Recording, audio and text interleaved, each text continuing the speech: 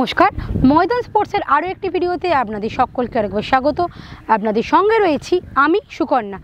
কলকাতার তিন প্রধানের ফুটবলের সব খবর দেখে নিতেই আমরা চোখ রাখবো ফুটবলের লড়াইয়ে।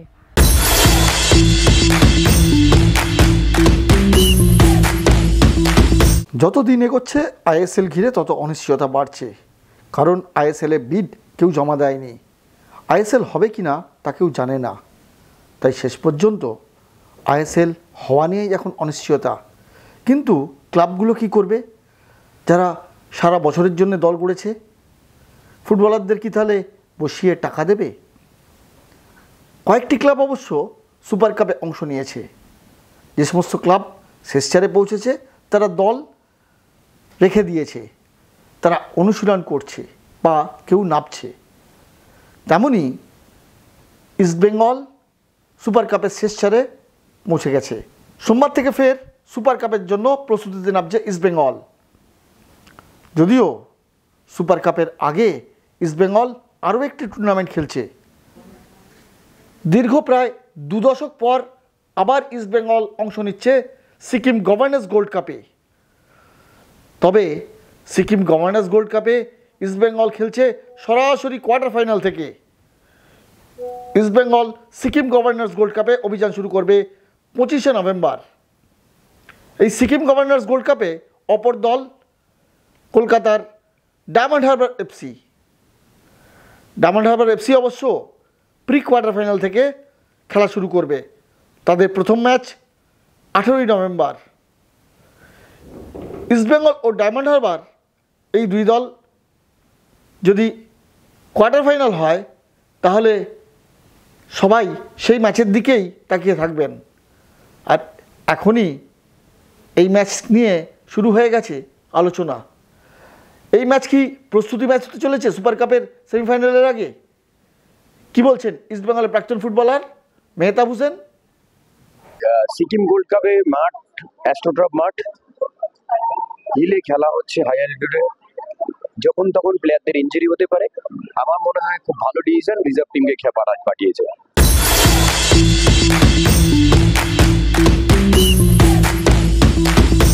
শনিবার থেকে জলপাইগুড়ি টাউন ক্লাব স্টেডিয়ামে শুরু হয়েছে উত্তরবঙ্গ গোল্ড কাপ।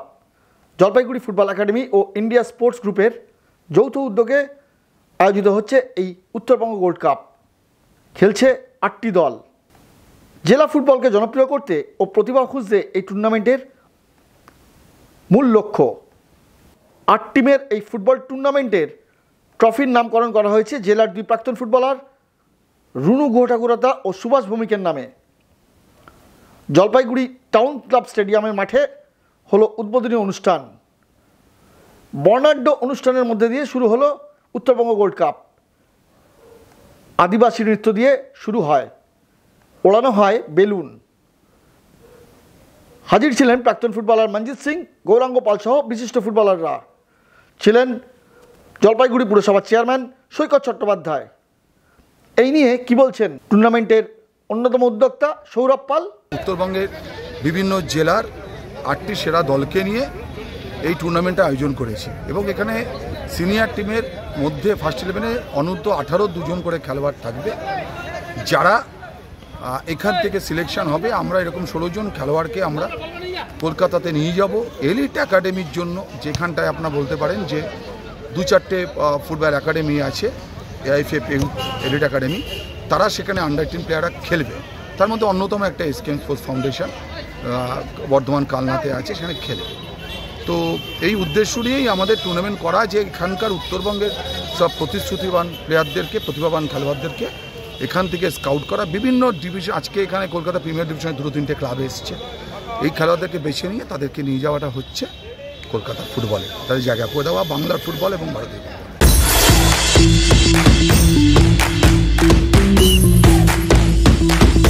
মহিলা বিশ্বকাপ জয়ী ভারতীয় মহিলা দলের সদস্য সোনার মেয়ে রিচা ঘোষকে শনিবার সংবর্ধিত করল the cricket association of Bengal. এর সঙ্গেই ক্রিকেটের অন্য সব খবর দেখে নিতেই আমরা চোখ রাখবো ফ্রি হিটে।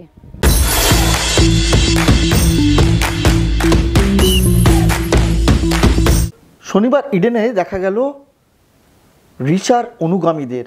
হ্যাঁ, ঠিকই শুনছেন, তাদের 2 চোখে আগামী দিনে রিচা হওয়ার স্বপ্ন, আর সেই স্বপ্নকে সফল করতেই তারা হাজির ইডেনে রিচার সংবর্ধনা অনুষ্ঠান দেখতে। আসলে রিচা এখন রোল মডেল। সোনার মেয়েকে শুধু দেখা নয়, তার সঙ্গে ছবি তোলা সব কিছুই তারা করলেন। শুধু তাই নয়, জার্সি 13 পেছনে লেখা রিচা ঘোষ। রিচা লেখা জার্সি পরে তারা এসেছিলেন ইডেনে। ক্লাব হাউস থেকে দেখলেন গোটা অনুষ্ঠান। কলকাতার 4টি বেসরকারি স্কুলে ছাত্রছাত্রীরাই মূলত হাজির ছিলেন এই অনুষ্ঠান দেখতে। এই নিয়ে অবশ্য মুখ্যমন্ত্রী কি বলছেন? রিচাকে অবশ্য বেশ কিছু পরামর্শ দিয়ে গেলেন রাজ্যের মুখ্যমন্ত্রী। আমরা এক্সপেকটেশন রাখবো, কিন্তু মেন্টাল প্রেশার দেব না। তাকে আস্তে আস্তে এগোতে হবে। প্রথমে যদি তার কাছ থেকে আমরা অনেক কিছু আশা করে ফেলি, ও যা করছে ওর মতোকে করতে দিতে হবে। তাহলে আবার চারিদিকে অনেক আমাদের বন্ধুও আছে, শত্রুও আছে, অনেক সমস্যাও তৈরি হতে পারে। আমরা তো চাই সৌরভ গাঙ্গুলি দীর্ঘদিন ইন্ডিয়ান ক্যাপ্টেন ছিল, এবং আমি সৌরভ হয়তো আমাকে এটা বলতে বললে দুঃখ পাবে, কিন্তু আমি বলবো আই মাস্ট সে, আমি একটু আউটস্পোকেন আছি, অপ্রিয় শত্রুর কথা বলে ফেলি, এখনো সেটাকে চেঞ্জ করতে পারিনি। আজকে আইসিসির প্রেসিডেন্ট কার হওয়ার কথা ছিল? নাম কেন সৌরভ গাঙ্গুলি? যাই হোক, আজকেও হয়তো হতে পারেনি, কিন্তু বিশ্বাস করিও হবেই হবে।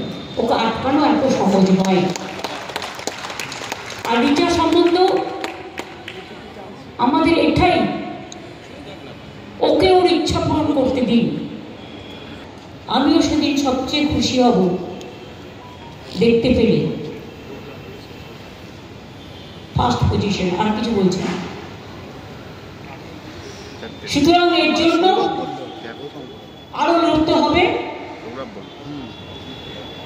মনের শক্তি সবচেয়ে বড় শক্তি, মানসিক শক্তি। কখনো কে কি বললো, কে কি গালাগালি দিল, কে কি উৎসাহ করলো, কে কি স্ক্রল করলো, don't care. Better to ignore all this things. নিজের কাজ নিজেকে করে যেতে হবে, এবং দুর্গমকে জয় করে, where the mind is without fear and the head is held high, সেই জায়গাটায় গিয়ে পৌঁছতে হবে। আমি এটা বিশ্বাস রাখি, বিশ্বাস করি, এবং আজকে ইডেনের থেকে এই আওয়াজটাই উঠুক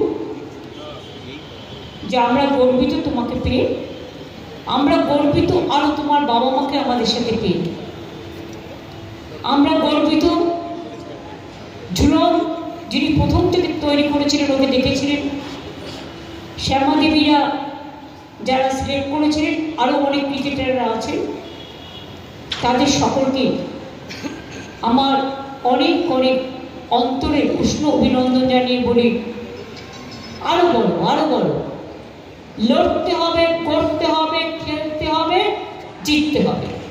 এটাই হোক আগামী দিনের সবচেয়ে বড় শুভকামনা। ভারত দক্ষিণ আফ্রিকার প্রথম টেস্টের আগে ইডেনে এখন রিচাময়। রবিবার রাতেই কলকাতায় পা দিয়েছে ভারতীয় দল। গৌতম গম্ভীর সহ গোটা টিম অবশ্য সোমবার থেকেই অনুশীলন শুরু করে দিতে চায়। দক্ষিণ আফ্রিকাও চলে এসছে। এখন দুই দলের এই যুদ্ধ দেখার অপেক্ষায় কলকাতাবাসী। ব্যুরো রিপোর্ট, ময়দান স্পোর্টস।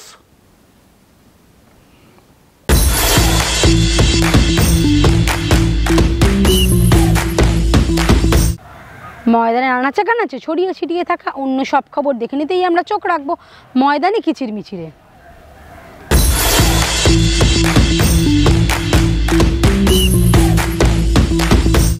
20 কোটি টাকা ব্যয় করে রাজ্য সরকার যুবভারতী ক্রীড়াঙ্গনের ভেতরে গড়ে তুলেছে অ্যাস্ট্রোটার্ফের মাঠ। তাহলে এবার কি আন্তর্জাতিক মানের হকি প্রতিযোগিতা বসবে যুবভারতীর এই অ্যাস্ট্রোটার্ফে? এই নিয়ে এখন সরগরম ময়দান। বেটন কাপের উদ্বোধনে এসে রাজ্যের ক্রীড়ামন্ত্রী অরূপ বিশ্বাস কি বলছেন এই নিয়ে, কতটা আশাবাদী তিনি? কালকে লিখিতভাবে সব থেকে সর্ববৃহৎ দর্শক আসন এখানে রয়েছে, 22,000 ক্যাপাসিটি। এত বড় স্টেডিয়াম ভারতবর্ষে কোনো হকি স্টেডিয়ামে আর নেই। নাম্বার 2 হচ্ছে যে ভারতবর্ষে প্রথম আমরা আর্দান গ্যালারি করি, 3 সাইড আর্দান গ্যালারি, একদিকে কংক্রিটের গ্যালারি, এটাও ভারতবর্ষে আর কোথাও নেই। এবং ইন্টারন্যাশনাল ম্যাচ করতে গেলে যা যা পরিকাঠামো দরকার আমরা এই স্টেডিয়ামে সব করেছি। এরকম স্বয়ং সম্পূর্ণ ইন্টারন্যাশনাল ম্যাচের জন্য আর কোনো স্টেডিয়াম ভারতবর্ষে আছে বলে আমার কোনো জানা নেই, ইনক্লুডিং ডোপ প্রেস থেকে শুরু করে আম্পায়ার রুম, আম্পায়ারদের জন্য যা যা ফ্যাসিলিটি দরকার, প্লেয়ারদের জন্য যা যা দরকার, একদম আইস বাথ পর্যন্ত আমরা এখানে করেছি। এই মাঠে কি শুধু ম্যাচ হবে না, প্র্যাকটিস হবে? না, এখানে বিশেষ করে ম্যাচ হবে, এবং আমরা যদি কখনো ভবিষ্যতে হকি একাডেমি করি তখন আমাদের বাচ্চারা প্র্যাকটিস করবে। কেন হকি ওয়ার্ল্ড যা ম্যাচ যদি কোনো কেউ করতে চান তার জন্য এটা অবারিত দান করাই হয়েছে, তো মানুষের পয়সায় যাতে ভালো ভালো খেলা দেখা যায়। এটা করতে কত খরচ পড়লো? হ্যাঁ, যদি বড় খেলা হয়, ইস্টবেঙ্গল, মোহনবাগান, মোহামেডান যাদের খেলা আছে, বড় খেলা হয়। খরচ কত? এটা আমাদের টোটাল 20 কোটি টাকা, সরকার আমাদের 20 কোটি টাকা দিয়েছিলেন, আমরা তার মধ্যেই এই কাজটা করেছি। শনিবার থেকে শুরু হয়েছে 126তম বেটন কাপ প্রতিযোগিতা। ফাইনাল 16ই নভেম্বর। ঐতিহ্যশালী এই বেটন কাপ এবার 126তম বর্ষে পড়ল। স্টেডিয়ামে রাখা হয়েছে ডোপিং টেস্টের রুম থেকে শুরু করে সুসজ্জিত আন্তর্জাতিক মানের ড্রেসিং রুম। প্রথম দিন ম্যাচ দেখতে হাজির ছিলেন বিশিষ্ট টেনিস তারকা লিয়েন্ডার পেজ, হাজির ছিলেন গুরবক্সিংও। স্মৃতি রোমন্থন করে কি বলছেন গুরবক্স, কারণ দীর্ঘদিন ধরে তিনি বলে আসছিলেন কলকাতায় একটি আন্তর্জাতিক মানের অ্যাস্ট্রোটার্ফ হকি স্টেডিয়াম গড়ে তুলতে। শেষ পর্যন্ত স্টেডিয়াম হলো সল্টলেক স্টেডিয়ামে। এই নিয়ে কি বলছেন গুরবক্সিং, প্রাক্তন অলিম্পিয়ান? তার গলায় ধরা পড়ল সেই পুরনো দিনের স্মৃতি। আমার এটা মাঠটা দেখে, স্টেডিয়ামটা দেখে খুব ভালো লাগছে। এটা একটা ড্রিম ছিল যে বাংলাতে এটা এইরকম স্টেডিয়াম হবে। And particularly it's very lucky that today I'm finding Leander Paes here with me, whose father was my colleague, and we played together for 30 years. 30 years together, and not only we first started with East Bengal, then Mohanbagan, and then CCFC. So 30 years we played together, a lifetime together, and of course as Leander just now said, he was very young, very small boy. He used to come with a goalkeeper kit to the Mohanbagan Mart, and over there he used to play as a goalkeeper. And then he went to the tennis and achieved tremendous success over there. Thank you, Leander, for coming to this tournament for the first time. Actually, last year, Russ was with us. I'm missing him today for the first time, because last year we were together on the other ground, on the side ground, and we had this together, we saw the tournament together.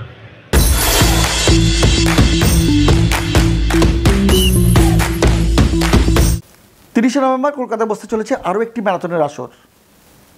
জেবিজি Kolkata ম্যারাথনের এই আসরের নাম দেওয়া হয়েছে চলো দৌড়ই।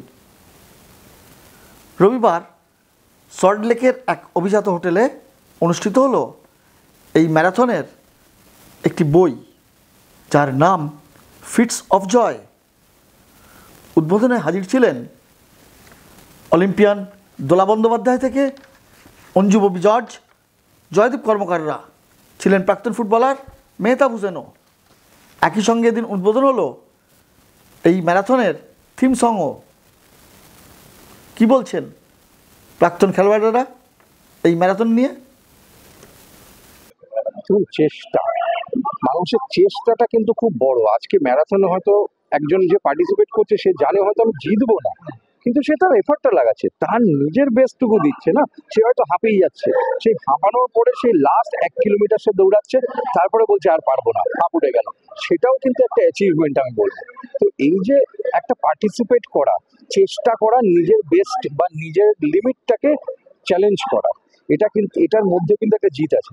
তো আমি বলবো যে এটা খুব পজিটিভ জিনিস, যেখানে যারা পার্টিসিপেট করবে এখানে ছোটখাটো যে উইন গুলো আছে না, আমি চেষ্টা করছি আমার বন্ধুর পাশে দৌড়াচ্ছি, আমি তাকে যদি বিট করতে পারি সেটাও কিন্তু একটা ছোট্ট উইন, আপনাকে ম্যারাথন জিততে হবে না। তো আমার মনে হয় সেইটাই একটা খুব পজিটিভ টেক হবে এই ম্যারাথনে, এবং এরকম ধরনের ঘটনা ঘটবে, ছোটরাও আসতে পারে, তারাও দৌড়াতে পারে, প্রাণ খুলে দৌড়াক, কে জেতা হারার ইয়ে করছে চিন্তা করছে। তো টেক পার্ট করাটা একটা বড় ব্যাপার, আর এটা একটা ইনিশিয়েশন, মানে এটা শুরু একটা, আমার মনে হয় ফিটনেসের দিকেও এটা খুব বড় একটা অবদান। নিশ্চয়ই, মানে আগে কলকাতায় ম্যারাথন নিয়ে এত বেশি আমরা উৎসাহ দেখিনি, বাট লাস্ট 7-8 ইয়ার্স কিন্তু ম্যারাথন নিয়ে কলকাতায় অনেক ম্যারাথন হচ্ছে, এবং প্রত্যেকটা ম্যারাথন নিয়ে আমাদের মানে কলকাতাবাসীদের মধ্যে একটা দারুণভাবে একটা উৎসাহ দেখা যাচ্ছে।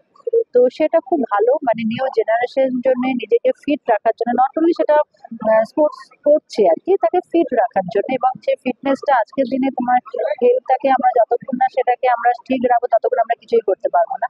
আর এর মধ্যে থেকেই হয়তো দেখতে পাবে কোনো মানে ছোট বাচ্চারা, তারা হয়তো স্পোর্টসটার উপর তাদের একটা ভালোবাসা এসে গেল, তারা সেই ম্যারাথনের এতেই হয়তো আস্তে আস্তে তারা একটা স্পোর্টসের ভেতর ঢুকে পড়তে চাইলো। তো এই জিনিসটা অনেকটাই মানে বেনিফিট ফর স্পোর্টস, অ্যাওয়ারনেস অনেক হয়ে যাচ্ছে স্পোর্টসের পক্ষে। যেই ঠান্ডা আসতেই সকাল থেকে দেখা যাবে যে বিভিন্ন জায়গায় ম্যারাথনের জন্য সবাই প্র্যাকটিস করছে, নিজেকে প্রিপেয়ার করছে, নিজেকে ফিট রাখছে। কলকাতা ম্যারাথন আমি বলবো লাস্ট মানে 10 বছর ধরে চলছে, কংগ্রেচুলেশন 10 বছরের জন্য। দেন আমি বলবো যে প্রত্যেকটা মানুষের অ্যাক্টিভিটির মধ্যে থাকা উচিত, আর এই ম্যারাথন কিন্তু অ্যাওয়ারনেস আনে। তুমি দেখবে ম্যারাথনে 10,000 লোক, নট ম্যাটার অফ জোক একদিনে। তো এই অ্যাওয়ারনেস সারা বছর মনে হয় প্রত্যেকটা মানুষের রাখা উচিত, প্রত্যেকটা মানুষের অ্যাক্টিভিটির মধ্যে থাকা উচিত। আমি এটা প্রত্যেকটা মানুষকে, ভাই বোন, মা মাসি দাদি যাই বলো, সবাইকে বলবো অ্যাক্টিভিটির মধ্যে থাকলে ব্লাড সার্কুলেশন যখন তোমার ভালো থাকবে, কোনো রোগ তোমাকে টাচ করতে পারবে না। তো ম্যারাথন একটা awareness. Kolkata Marathon, as they said, this is the 10th year, and they started from 99. Now they're aiming for 10,000. And it's a big leap. I can say it's a big leap. And as I said, this type of run is giving a better base for sports in our country.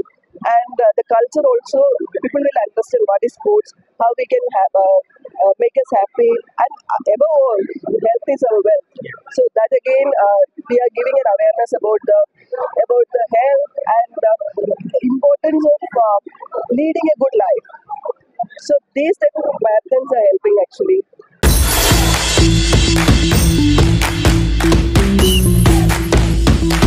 ভিডিওটা ভালো লাগলে like করুন, share করুন, আপনাদের মতামত comment করে জানান, চ্যানেলটিকে সাবস্ক্রাইব করুন এবং পাশে থাকা বেল আইকনটাকে প্রেস করে দিন। দেখা হবে আবার পরের ভিডিওতে।